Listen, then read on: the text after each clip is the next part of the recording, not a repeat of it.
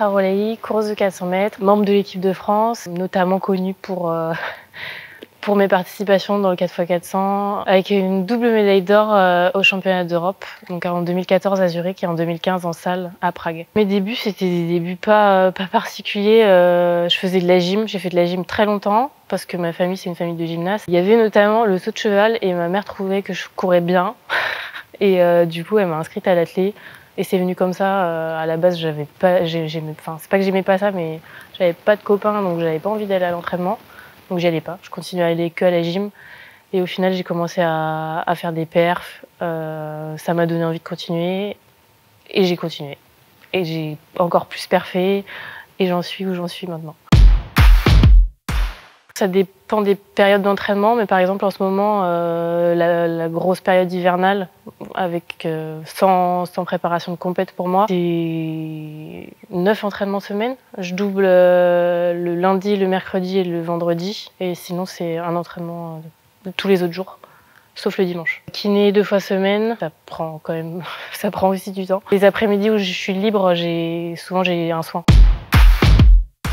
J'ai un groupe d'entraînement. Il y a beaucoup de personnes qui croient qu'on s'entraîne tout seul, juste avec notre entraîneur. Mais non, j'ai un groupe d'entraînement, pas forcément un groupe de haut niveau. Enfin, on est un peu tous les niveaux dans le groupe. Mon entraîneur, je suis avec lui depuis mes débuts. Je crois qu'il m'avait même quand j'étais minime et que je venais quasiment jamais. Donc ça fait un petit moment maintenant. Je suis bien entourée. Mes kinés qui me suivent depuis longtemps. La kiné du pôle qui me connaît aussi pareil depuis 10 ans. Et mon autre kiné qui me connaît très très bien maintenant parce que je l'ai vu souvent l'année dernière justement à cause de mes petits pépins physiques. Donc ouais, je suis bien entourée. Jeux Olympiques, Championnats d'Europe, c'est sûr, c'est les 2 gros objectifs. Dans les 2 cas, j'espère y aller en individuel. Enfin, c'est mon objectif, ce que je me suis fixé. Je commence à être assez vieille maintenant, à commencer à avoir de la maturité sur le 400 mètres, même si j'ai jamais réussi à transformer ce que je sais faire à l'entraînement en compétition. C'est l'objectif. Après, forcément, pour les Jeux, je pense que ça va être compliqué parce que les chronos demandés sont bien plus élevés que pour les Europes, mais ça reste l'objectif. On espère aussi faire de belles choses avec le relais. Les Europes à Paris, ce sera ma première grosse compétition internationale à la maison. Je pense que c'est un truc vraiment fou. Par exemple, les championnats du monde à Londres, l'ambiance, elle était folle quand il y avait les Anglais dans la course. Quand nous, on était le relais, il y avait les Anglais dans notre course, c'était trop bien. Alors, j'imagine que quand t'entends le public, mais que tu sais que le public, il est en train de crier pour toi, ça doit être encore mieux.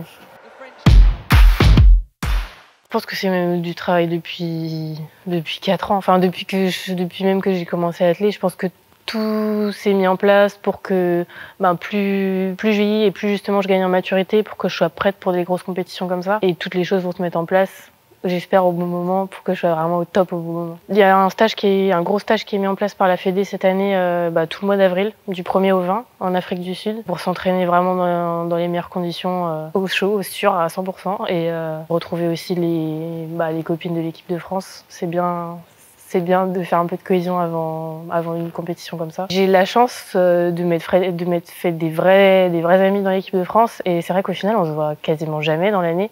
Donc les stages c'est le moment où on peut se voir et où on peut profiter. Enfin c'est pas souvent que tu rencontres des personnes qui partagent la même passion que toi et qui font la même chose que toi et qui savent exactement ce que tu vis au quotidien. Ouais, s'entraîner 20 jours avec des personnes comme ça, c'est hyper motivant et ça fait du bien. Je pense que ça se jouera sur les championnats de France élite. Ouais, on le sait pas souvent avant. On le sait un mois max. C'est l'année des Jeux Olympiques, donc cette année, on a pris la décision avec mon entraîneur de se concentrer vraiment là-dessus. L'année dernière, j'ai fait une grosse saison hivernale, une bonne saison hivernale. Mais ça m'a un petit peu, ça m'a mis en dedans pour la saison estivale et du coup on n'a pas envie de refaire la même erreur, même si ça passe très bien pour certains. Moi l'année dernière, l'hiver ça m'a fait flamber mes tendons d'Achille et du coup cette année on a décidé vraiment de prendre le temps de se préparer pour être vraiment en forme le jour J. C'est un mélange de plein de trucs puisqu'en plus l'année dernière les championnats du monde ils étaient tard. On a fini la saison début octobre donc on avait déjà plus ou moins réfléchi dans tous les cas, même si j'avais pas été blessée, si je choisissais d'aller à Doha. En finissant fin octobre, on avait déjà décidé qu'il n'y aurait pas de saison hivernale. Mais là, en plus, j'avais mal au tendon. Après Doha, j'ai coupé 1 mois. Ça faisait vraiment court pour être prêt ce week-end. En continuité avec l'année dernière, justement, vu que j'ai eu des problèmes de tendon, il y a beaucoup de choses qui se modifient dans la façon de courir quand on a mal au tendon d'Achille. Et du coup, l'année dernière, j'ai beaucoup changé ma façon de courir et j'ai perdu pas mal de mes qualités de facilité que j'avais à courir quand j'ai pas mal, quoi. Et du coup, là, cette année, enfin tout cet hiver, on retravaille justement à retrouver les sensations de course où je suis facile et où je suis pas en train de compenser dans tous les sens parce que j'ai mal au tendon, quoi. J'ai mon magnifique, même pas, c'est pas mon premier maillot. J'ai pas retrouvé mon tout premier. Celui-là, franchement, c'est un des plus beaux maillots que j'ai eu, je pense, de club. Mon club depuis toujours, le club de la Chapelle. Avec ce club, je suis super bien entourée parce que depuis le début, ils me suivent et c'est un club où les gens sont super sympas. Et même si c'est pas hyper professionnel, j'ai pas envie de partir. C'est important d'être là et même de montrer que moi, je suis de la Chapelle à la base. Et je suis arrivée à mon niveau en restant à la Chapelle. N'importe qui peut arriver à ce niveau-là, si ça lui plaît, s'il a envie, s'il est entouré par les bonnes personnes comme j'ai été entourée. Ma première brassière de sélection, c'était ma première sélection en cadette en 2009, la première année où je me suis entraînée sérieusement. Donc c'était, je vais montrer ça en même temps. C'était le festival olympique de la jeunesse, c'était en Finlande. Et du coup, où j'avais été sélectionnée incroyable mais vrai, mais sur 200. Et du coup, c'était ma première sélection et donc c'est la sélection qui m'a donné envie de continuer et de refaire d'autres sélections chez les jeunes et ensuite chez les grands. Ce qui m'a amené à ma première sélection avec vraiment les vieilles brassières ASICS, je crois que c'est les premières. C'était en salle, c'était en 2013 à Göteborg. Bah ouais, quelques bons souvenirs. J'en ai ramené 2. Du coup, il y a la première médaille d'or. C'était à Zurich en 2014. La médaille d'or assez inattendue pour moi parce qu'au final, c'était ma première sélection extérieure chez les grands. Et moi, de base, j'étais la petite nouvelle, donc je m'attendais pas à un truc comme ça. Ça m'a encore plus donné envie de continuer et de regagner des médailles. Et on a gagné notre deuxième médaille d'or, du coup, l'année d'après en salle, à Prague. Là aussi, trop bien. On avait une équipe super cool et on avait bien kiffé. Ce qui est marrant, c'est que de base, moi, je ne m'attendais pas du tout à vivre des trucs comme ça. Donc, t'es là et tu te dis, moi, la petite Agnès, je suis sur le podium, on est la meilleure équipe européenne et tout le monde est là pour t'en parler et que, toi, t'as vécu le truc. C'est sûr que c'était trop bien, c'est un truc de fou et tout, mais dans ta tête, t'as pas changé et du coup, c'est hyper marrant de voir tout le monde qui vient vers toi et qui te regarde différemment alors qu'au fond, rien n'a changé. Enfin, si, un petit peu, mais ça fait plaisir. À Zurich, ouais, par contre, c'était quand on est rentré, ils avaient fait tout un truc on est arrivé gare de Lyon, il y avait une foule de personnes qui nous attendaient. On avait pris le bus avec le toit ouvert, là, pour aller à l'Élysée. C'était un truc. Maintenant que j'y repense, au final, ça fait longtemps, mais c'est vrai que c'était fou, quoi. T'es à l'Élysée, François Hollande qui nous accueille, tranquille, on prend un petit cocktail. Ouais, c'est marrant. J'ai des souvenirs marquants qui sont moins drôles. Qui sont aussi, en vrai, qui sont assez drôles quand on y repense, mais je fais partie des rares personnes qui ont réussi à tomber sur un relais 4x4. C'était à Pékin en 2015 où on était encore, franchement, on avait une équipe qui était capable d'aller chercher un podium et un podium mondial. Je pense que ça aurait fait une différence dans la carrière. Malheureusement, on me fait un croche-patte et je tombe juste avant de donner le témoin à Floria. Maintenant, j'en rigole, mais le soir, franchement, j'ai pleuré toute la soirée. Je pense que quand je donne le témoin à Floria, on est en 3 ou 4 et je pense qu'elle aurait tenu jusqu'au bout, donc c'est dommage. Ouais, je pouvais rien y faire. Franchement, si ça avait été de ma faute, alors là je m'en voudrais encore, je pense. Mais là, je pouvais rien y faire. Tout le monde m'a dit non, mais ça aurait pu arriver à tout le monde. C'est pas de ta faute. J'ai vu ça arriver que à moi. donc ouais, non, c'est pas de chance. Mais après, il y a eu 2016, les Jeux où du coup j'étais remplaçante. Et là aussi, malheureusement, ça a marqué parce que c'était hyper frustrant d'aller aux Jeux et de pas pouvoir poser les pieds sur la piste. Les années qui suivent, je fais les plus gros relais de ma carrière, on va dire, même si ça on le voit pas forcément parce qu'on regagne pas de médaille d'or. Mais j'ai sorti les plus gros chronos que j'ai pu sortir en compète et maintenant j'attends juste de les sortir en indiv. J'ai juste une grosse gourde de 1,5 litre, c'est tout. J'ai plein de vestes en général. Les gens de mon groupe, ils se moquent de moi parce que j'emmène toujours de quoi avoir assez chaud dehors, donc j'ai peut-être 3 ou 4 vestes dans mon sac. Les premiers trucs que je mets dans mon sac, mes pointes, de l'eau, le dossard quand il y a un dossard. Ouais, j'y fais attention. Pourtant, je pense que il y en a qui font pas du tout attention et ça marche aussi, hein, mais pour moi, chaque petit détail est important. Je suis peut-être pas forcément celle qui a le plus de qualité intrinsèque de base. Du coup, j'essaie de mettre tout ce que je peux de mon côté. Et la nutrition, ça en fait partie.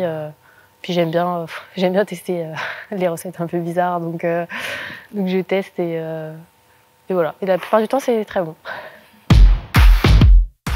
Puis avec Adidas depuis juin dernier. J'ai reçu la dot été de l'année dernière, la dot hiver, et là on est en train de recevoir la dot printemps-été de cette année. Être accompagné par un équipementier, moi c'est la première fois.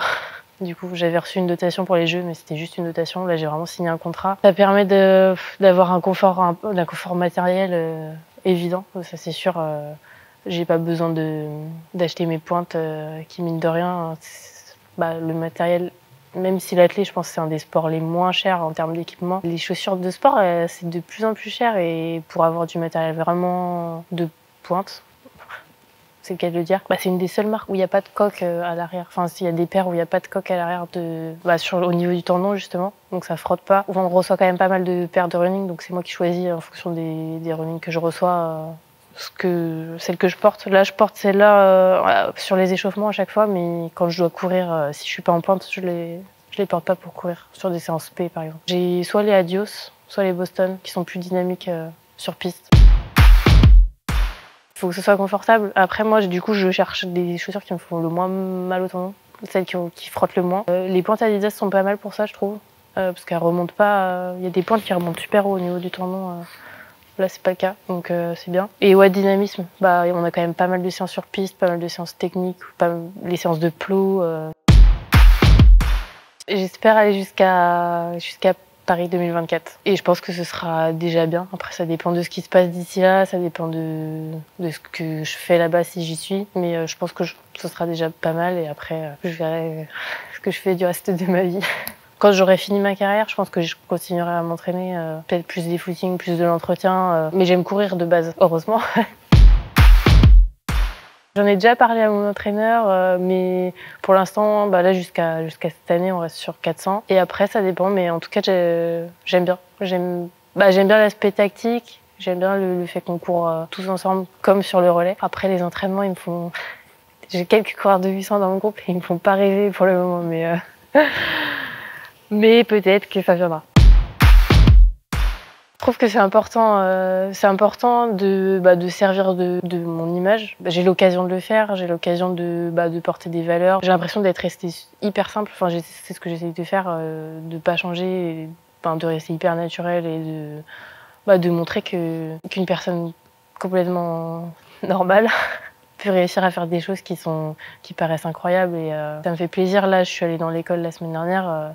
Tous les gamins, ils sont ressortis et ils ont dit « Ah, c'était la meilleure journée d'école de toute ma vie !» Ça me fait plaisir et je me dis que à mon petit niveau, je peux faire rêver des enfants et qui sait, je peux créer des vocations. Justement, dans la lettre que j'ai reçue, ça m'a fait hyper plaisir parce qu'ils disaient que peut-être qu'ils allaient créer un club d'athlètes dans la petite ville où j'étais et ça va peut-être être leur passion et que ce soit grâce à moi que ça arrive. Ça me fait plaisir. Ok, merci beaucoup à vous et on se retrouve sur les pistes cet été.